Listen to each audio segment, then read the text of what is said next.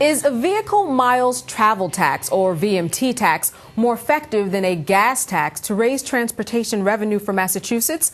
Hello and welcome to Comcast Newsmakers. I'm Candace Kelly, and joining me to discuss a proposed VMT tax is Carl Sciortino, Massachusetts State Representative and State Director for the Young Elected Officials Network. Thank you so much for being with us today. Good morning. Glad to be here. Yes. Now, this is very interesting because there's a reason why you are even considering this, because a gas tax and the way that prices of gas are going, it's eventually going to be phased out anyway. Tell me about how this came about. That's right. Well, so Governor Patrick talks a lot about generational responsibility, making sure that we invest in the infrastructure that our grandparents left us. We have a legacy of neglect right now where we can't afford to pay for our crumbling roads and bridges or our public transportation system. So when we look at the source of revenue that pays for that system, the gas tax, we're actually losing a lot of money right now. As people buy more fuel-efficient vehicles and drive fewer miles or drive more efficient vehicles, they're purchasing less gasoline. And as the cost of gasoline goes up, they buy fewer gallons. They actually save, which we want them to do. Right. But when they buy fewer gallons of gasoline, they pay less in gas tax, which means the state has less money to invest in the roads and bridges and trains and high-speed rail that we all need and rely on every single day. So then here we go to this VMT tax. How exactly would that work? I'm a driver. I'm a big driver. So if you wanted to tax me, how would you know how many miles I actually drove? Well, right now we're piloting with a small number of drivers that are volunteering. And what we're doing is we can actually put a chip in someone's registration sticker that goes on their plate every year that doesn't track where they go or where they're traveling or when they're traveling, but it can track how many miles they track. So on a monthly basis or on a weekly basis or on a yearly basis, we can pilot how this would work out.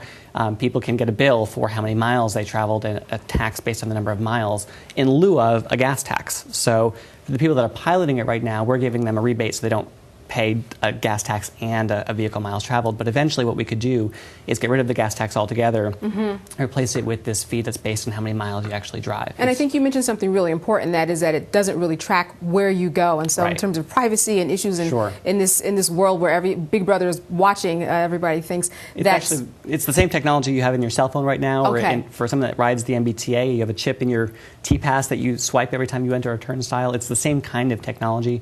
When you have an Easy Pass on the highway, it tracks that you've gone through that system. Similar technology people are used to, and I think it's the importance of piloting it is to show that people can use a system and they don't have sort of Big Brother concerns or privacy concerns, which I would not support a system that had privacy issues myself. So obviously, if you're looking at this type of a tax, people will probably be encouraged to go over to public transportation. Right. So that infrastructure will probably grow. I'm sure that there are plans. What is planned in that regard? Sure. Well, right now across the state, we have a lot of plans underway. There's rail to Springfield on the high-speed rail system from Connecticut up to Springfield, trying to connect commuter rail from Boston out to Springfield. There's the New Bedford commuter rail. There's the Green Line extension in Boston, the Blue Line to Lynn. There are a lot of plans on the table that are in the process of being developed, but until we have enough money to invest in them, they can't happen. So the idea of doing a vehicle miles travel tax and raising revenue to not only improve what we have right now, but also to expand access is a critical component going forward. And again, it's the idea of generational responsibility. We can't assume the system we have now is going to be good enough for ourselves in 20 years, never mind our kids or our grandkids going forward. Right, and that's like a lot of systems that are in place now and being questioned. Absolutely. So the response that people have been giving you, has it been well received? Have there been some questions? So when the idea was first floated last year by then Secretary Aloisi, the suggestion of a vehicle miles travel tax and the idea of a chip in your registration, people reacted very nervously, saying, what are the privacy concerns? Am I going to be tracked where I'm going? Can the government see when I drive down the street to go buy a gallon of milk or when I go to work?